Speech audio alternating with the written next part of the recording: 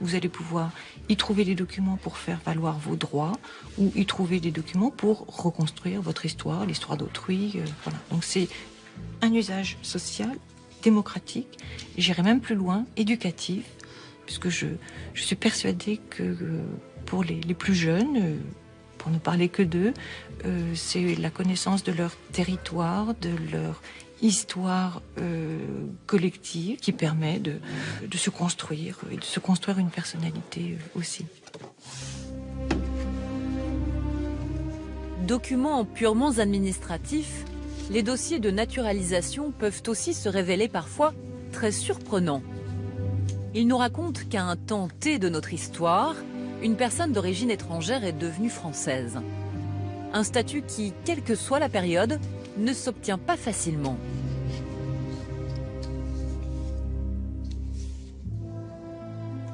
Monsieur le ministre, je souhaite vivement obtenir la naturalisation française.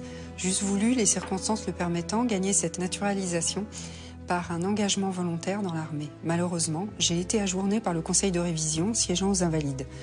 J'habite en France depuis mon enfance, cependant la date de ma déclaration d'étranger remonte à 1899. Depuis cette époque, sous le pseudonyme de Guillaume Apollinaire, j'ai acquis une certaine réputation dans les lettres françaises comme conteur, critique d'art et poète. Je m'efforcerai toujours, monsieur le ministre, de justifier l'honneur que me ferait la grande et noble nation française en m'accueillant comme un de ses enfants.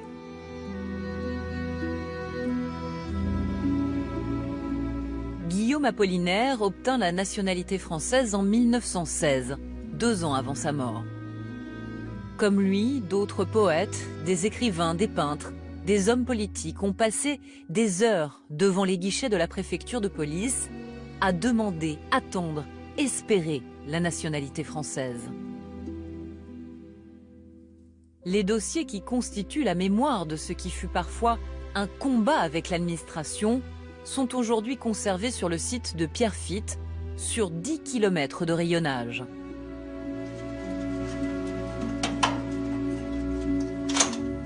En fouillant dans ces dossiers, on tombe parfois sur d'énormes surprises.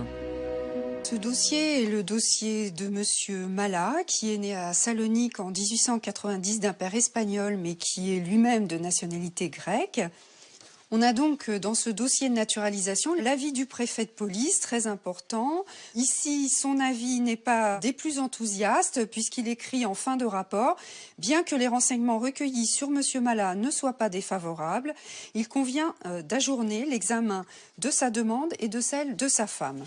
Malgré ce rapport en demi-teinte, on va dire, la naturalisation suit son cours et monsieur et madame Malat sont naturalisés français en 1925. Monsieur Malat est le grand-père maternel de Nicolas Sarkozy et madame Nébouvier, madame Malat Nébouvier est la grand-mère de Nicolas Sarkozy.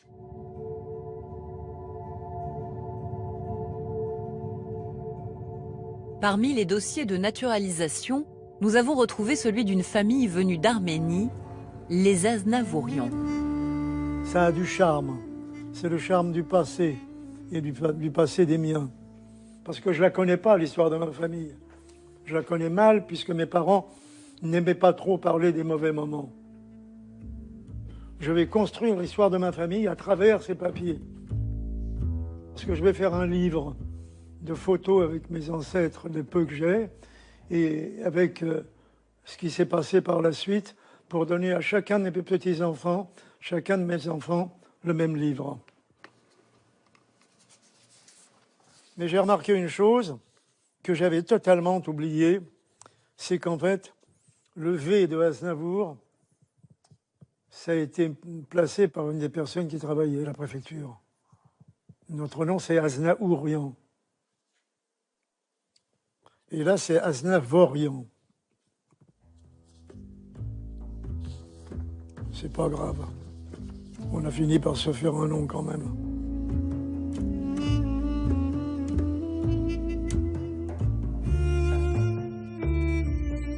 Nous sommes le 22 mai 1924.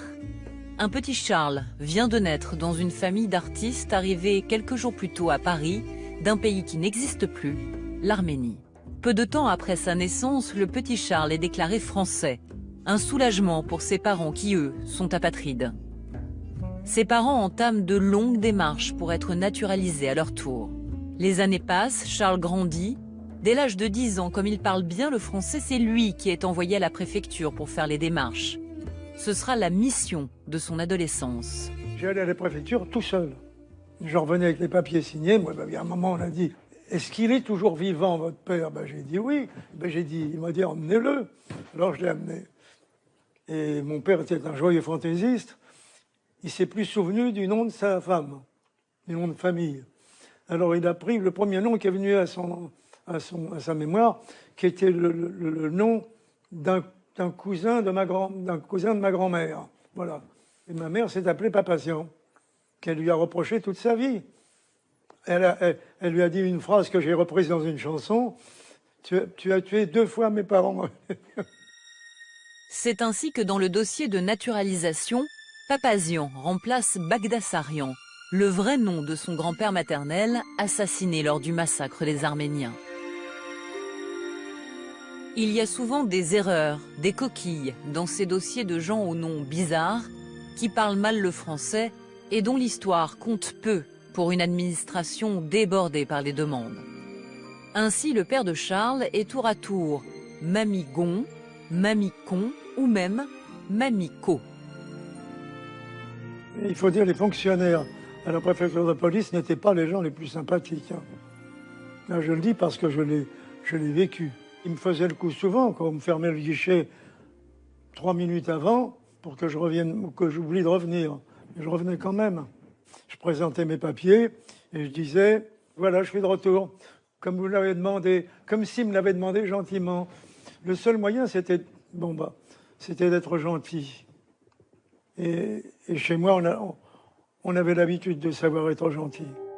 La nationalité française leur est refusée. Ils sont déclarés sans intérêt du point de vue national. À ce moment-là, Charles a 15 ans. Monsieur et Madame Aznavourian, trop âgés pour avoir d'autres enfants, n'intéressent pas la France. Demande sans intérêt du point de vue national. Mais qu'est-ce qu'on appelle l'intérêt national? Sinon que d'être un bon citoyen et d'être là quand il faut être là, au moment les plus délicats, justement. Malgré ce refus, Mamigon Aznavourian, le père de Charles, s'engage en 1939 dans l'armée française, puis en 1941 dans la Résistance. Et c'est grâce à cet acte de courage qu'il obtiendra en 1947 la nationalité française. Maintenant, on est français. Voilà, on était comme les autres. Avant, on n'était pas tout à fait comme les autres. Sauf moi.